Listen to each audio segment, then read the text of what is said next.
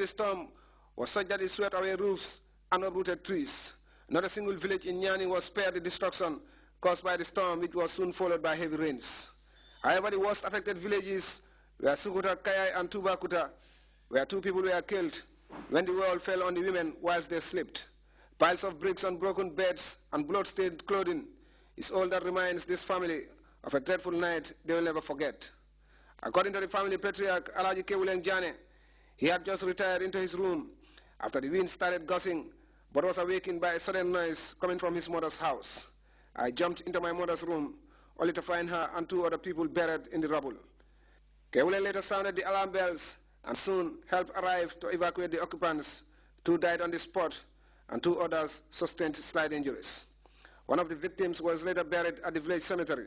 The death has taken this small community, and the outpour of grief and sympathy transcended across the whole of Nyani, as people come to terms with the painful manner in which 2 old women died whilst they slept. Now the process of rebuilding has begun in earnest, with some traveling from the city to help their families overcome the grief and destruction. We are just trying to rehabilitate our house. Since yesterday, I went to the forest to cut some pieces of trees in order to rehabilitate this house. This is my father's house. The next house, which is my mother's, the other one is my stepmother, and the other 2 my children are sleeping there. Definitely, this thing has been very disastrous for us. It has affected us because at this moment we stop all our farming activities in order to concentrate our house in order to rehabilitate it. Elsewhere in Kuntaur Lower Basic School, teachers were forced to close for summer earlier than anticipated after the roof of the teachers' quarters was blown off. Now the school remains deserted as all the teachers have left. The Kuntaur Health Center, however, suffered minor damage to the staff quarters, but services are not affected and it is business as usual. Further into Nyani, the village of Sukuta is working to rebuild after more than 80 compounds were affected. According to the Alcalo, most of the families are struggling as the ensuing rain destroyed foodstuff, making life difficult for them. He therefore called on government agencies, NGOs and development partners to help. According to Per Ba, the chief of Nyani, such a destructive storm is unprecedented in his district and also appealed for help as soon as possible. The focus, he said, is to provide food aid to affected areas as most of the victims had their foodstuffs destroyed by the rain. He also called for help to rebuild houses destroyed as most of the victims are poor farmers who had spent their fortune to build their houses. The wanton destruction caused by the storm comes at a critical time for these communities, most of whom are busy on the farms. They will now have to divide their time and resources on rebuilding their houses as well as farming, something that could have serious ramifications on crop harvests.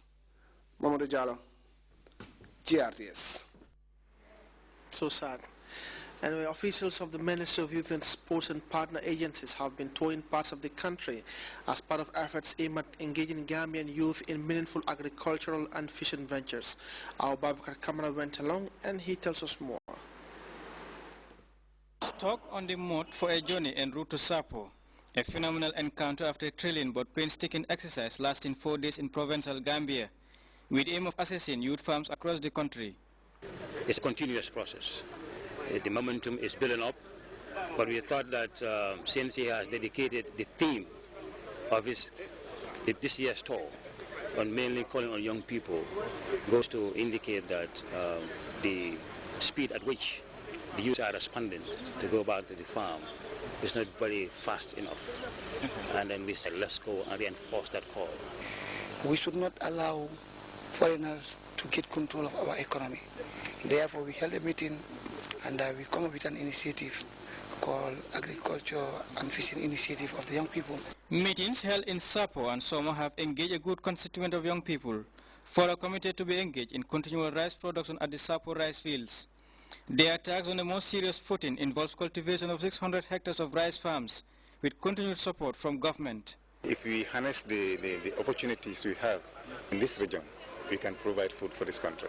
How would this committee enhance to make sure that this time around things are better coordinated and facilitated to enhance more productivity?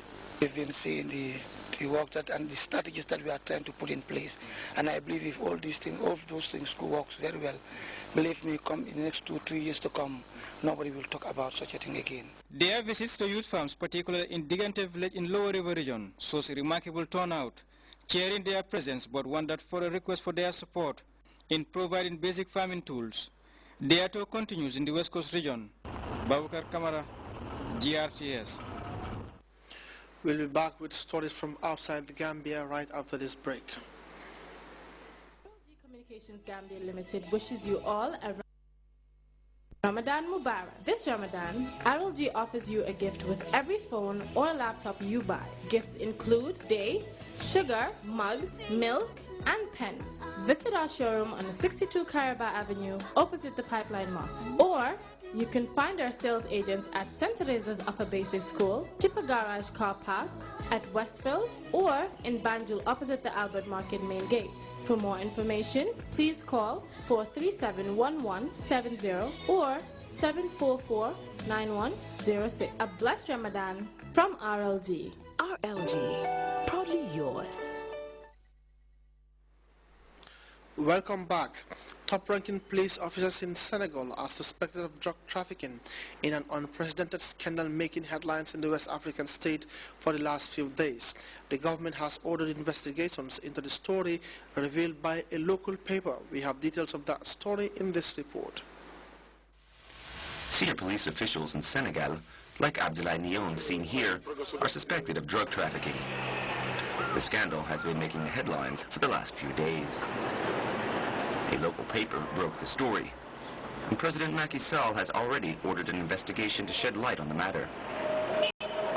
The government's spokesman held a press conference, and he outlined the investigation.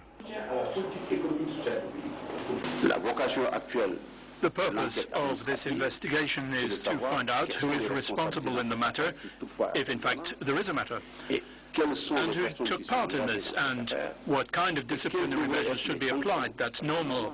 It could go beyond simple disciplinary measures, and the judicial authorities have already been contacted. The Senegalese NGO Germa, which has fought against drugs and other social problems for 30 years, has laid out what it expects from the investigation. In the last investigations carried out in Senegal, we spoke of many things such as corruption. But this issue is so widespread that it requires a great deal of reflection and immediate action. But just and fair action. We have made a declaration denouncing this and demanding that light be shed on the matter. The integrity, the dignity, and even the security of our country is at stake. Every year on June 26th, the Senegalese authorities burn all the drugs seized over the course of the year. In 2013, over 2.5 tons of marijuana and 13 kilograms of hard drugs worth 2 billion CFA francs were destroyed.